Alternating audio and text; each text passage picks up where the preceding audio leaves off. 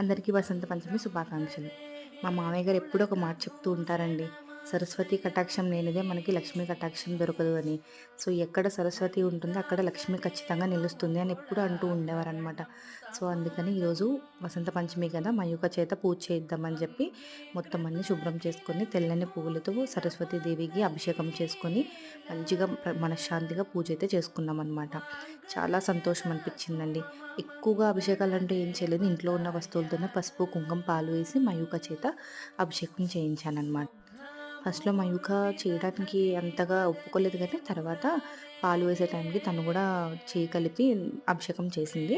తర్వాత తెల్లని చామంతి పూలు అమ్మవారికి తెల్లని వస్త్రాలు గానీ, పువ్వులు గానీ అంటే ఇష్టం కదా!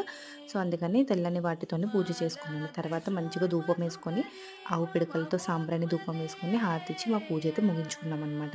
వీడియో నచ్చితే సబ్స్క్రైబ్ చేయండి. Thank you so much. By.